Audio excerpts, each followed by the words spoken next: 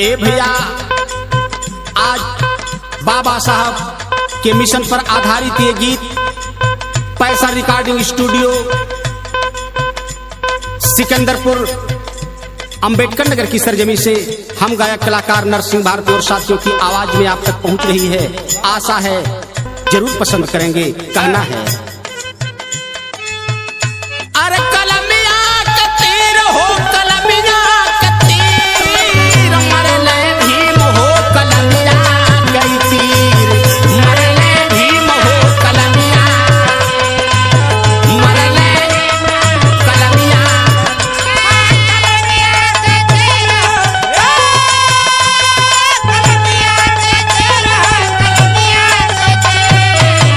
मरले भीम हो कलमिया, मरले भीम हो कलमिया।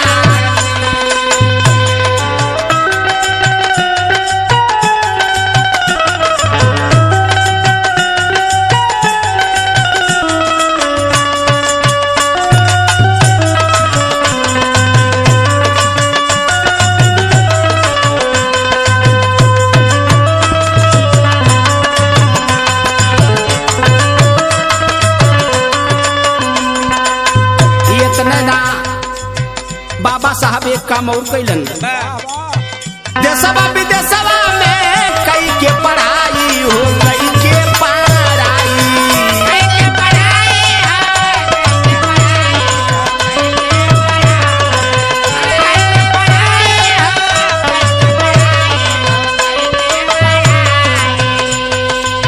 यही मनुबदियन के दिहन बताई हो, दिहन बताई,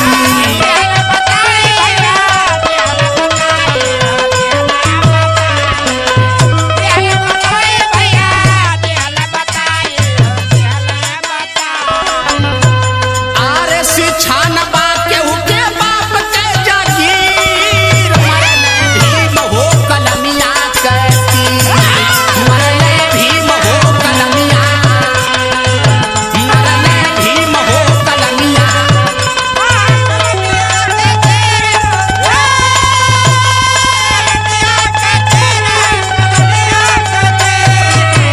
मरले भीम हो कलमिया, मरले भीम हो कलमिया।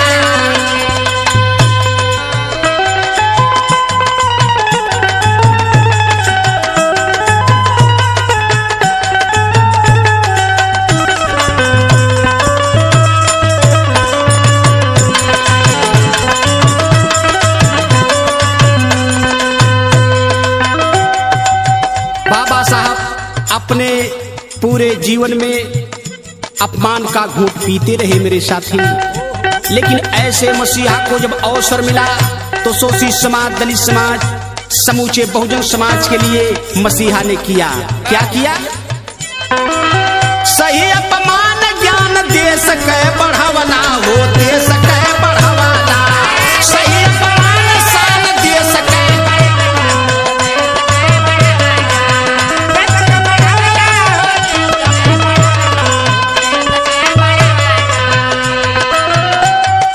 जाति पात छुआ छूत गुलामी हटवना हो, गुलामी हटवना,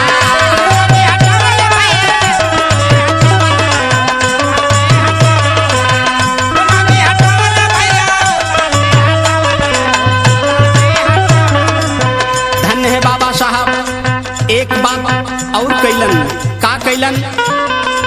ए जालेंद्र भैया, सबर है सुरक्षित ऐसन खिंचला लकीर, मरले भीम हो कलमिया के तीर,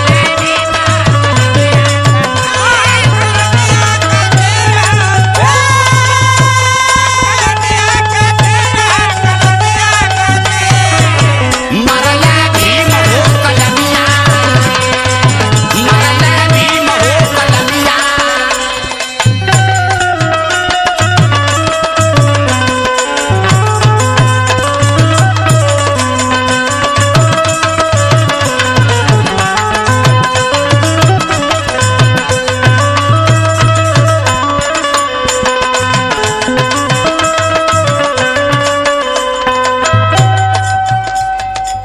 रच संविधान ऐसन बनावला कानूनवा हो बनावला कानूनवा।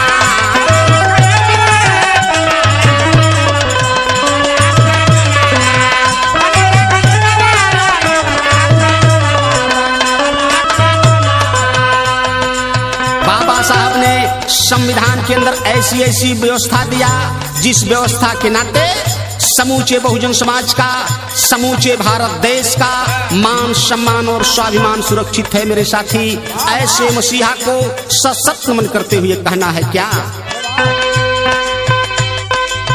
रच संविधान ऐसन बनावला कानूनवा हो बनावला कानूनवा।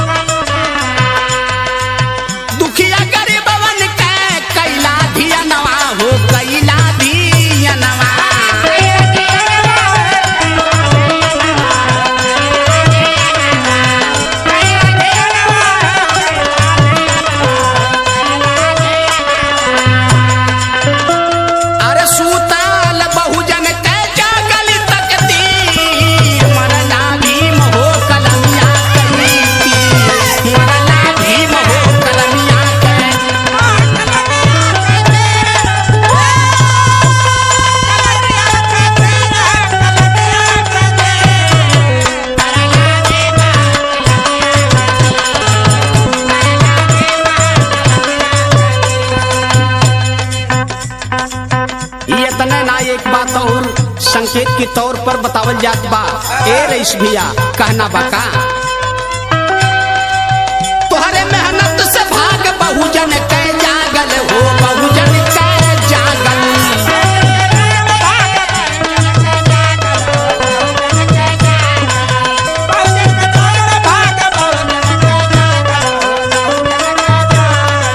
इतने ना ये संदीप भैया एक बात और बतावल गई।